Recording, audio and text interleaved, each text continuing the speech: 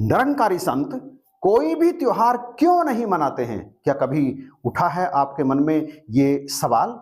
क्या कभी आपने इस सवाल को किसी निरंकारी महात्मा से पूछा है? यदि पूछा है तो क्या उत्तर मिला आपको? जरा बताइएगा जरूर कमेंट में।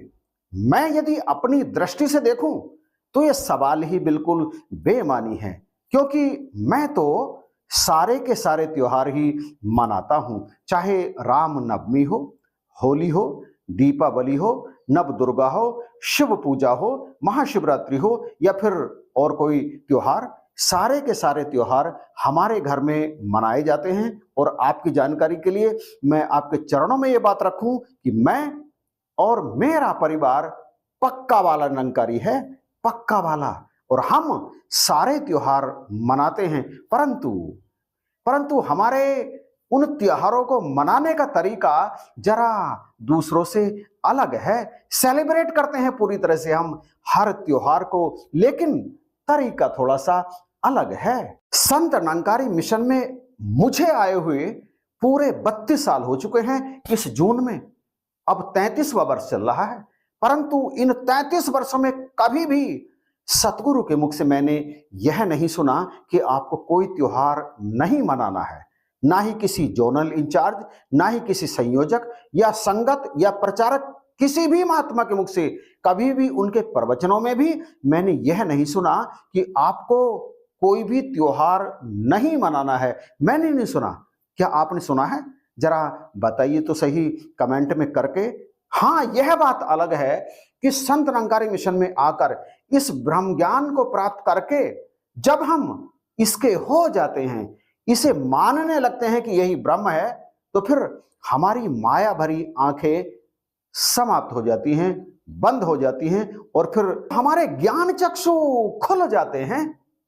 नित्य निरंतर सत्संग में जाने से, महात्माओं के प्रवचन सुनने से, संत महापुरुषों से विचार विमर्श करने से, संगोष्ठी करने से हमें यह समझ में आने लगता है कि वास्तव में जीवन जीने का सही तरीका क्या है, क्या करने योग्य है, क्या करने योग्य नहीं है। अर्थात सत्संग में पहुंच करके हमारा विवेक जागृत होने लगता है। जो सत्संग में नहीं जाते उनका विवेक जागृत होने में समय लगता है, और कभी कभी उनका विवेक सारी जिंदगी जागता ही नहीं, क्योंकि बिन सत्संग विवेक ना होई, राम कृपा बिन सुलभ न सोई। और जिनका विवेक जागृत हो जाता है उनके संसार को देखने का नजरिया ही बदल जाता है। वो संसार को उस दृष्टि से देखने लगते हैं जो दृष्टि वास्तव में ब्रह्मज्ञानी की होती है।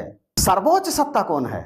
निसंदेह सर्वोच्च सत्ता ब्रह्म ही है। ब्रह्म के ईश्वरीय रूप से समस्त जगत की रचना होती है। जड़ चेतन सब कुछ ईश्वर के द्वारा निर्मित होता है। ईश्वर की 3 शक्तियां रजस, तमस और सत्व के द्वारा इस संसार का पालन पोषण भी होता है, इसका विध्वंस भी होता है और इसका निर्माण भी होता है। ब्रह्मांड में यह प्रक्रिया निरंतर अनवरत लगातार चलती रहती है। रजस से विष्णु तत्व का प्रादुर्भाव होता है, सत्व तत्व से ब्रह्मा जी का प्रादुर्भाव होता है और तमस से शिव जी का प्रादुर्भाव होता है। देश काल परिस्थिति और समय की मांग के अनुसार यही ईश्वर अलग अलग अवतारों में प्रकट हो जाते हैं। कभी बराह, कभी कूर्म, कभी मत्स्य, कभी नरसिंह, कभी वामन, कभी परशुराम, कभी भगवान श्री राम जी के रूप में, कभी श्री कृष्ण जी के रूप में, और इनके अतिरिक्त ये नव दुर्गा के रूप में भी प्रकट होते हैं। कभी काली बनते हैं, कभी वीरभद्र भी बन जाते हैं, कभी मैया दुर्गा भी बन जाते हैं, कभी माँ गौरी भी बन जाते हैं, माँ सीता भी बन जाते हैं। हर रूप में यही प्रकट होते हैं और जिस समय जिस काल में ये प्रकट होते हैं उस काल से इनकी विशेष शक्तियों से आकर्षित होकर, उनसे प्रभावित होकर सामान्य जनमानस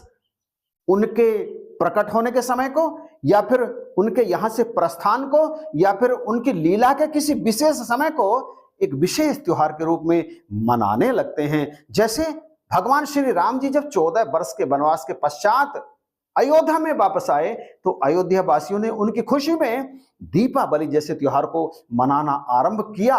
इन सब के पीछे, इन सारे के सारे त्योहारों के पीछे कुछ ना कुछ रीजन जरूर है, और सारा समाज जो भी इन अवतारों से प्रभावित होता है वो इनकी पूजा भी करता है, वंदना भी करता है, उपासना भी करता है, इनके व्रत भी रखता है, इनका जप भी करता है, इनके लिए तप भी करता है।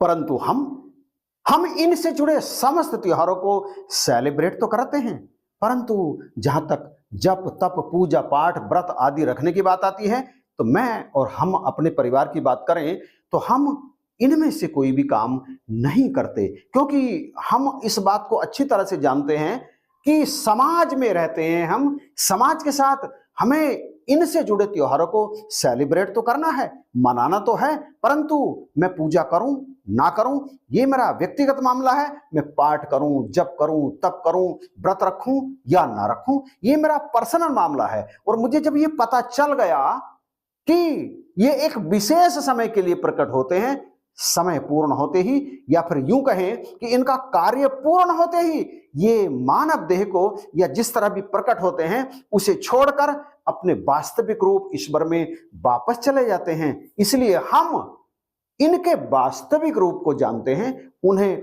मानते हैं और उन्हीं को ध्याते हैं। एक सभ्य समाज का अंग होने के कारण हम प्रत्येक त्योहार पर उसी तरह से व्यंजन भी बनाते हैं, पकवान भी बनाते हैं, मिठाइयां भी खरीदते हैं और चीजें भी करते हैं जैसे एक गैर निरंकारी घरों में किया जाता है। लेकिन अंतर सिर्फ इतना होता है कि हमारे यहाँ क्या होता है, उन परिवारों की तरह से पूजन के लिए जैसे वो बर्तनों में, कटोरियों में या किसी और चीजों में अपने पकवानों को रख रख करके आग जलाकर या कुछ और तरह से पूजा पाठ करते हैं, हमारा तरीका जरा अलग है। प्रत्येक पकवान को थोड़ा थोड़ा हम बर्तनों में निकालते हैं और फिर अपने परिवार के साथ बैठ जाते हैं, वो चीज बीच में रख ले जाती है।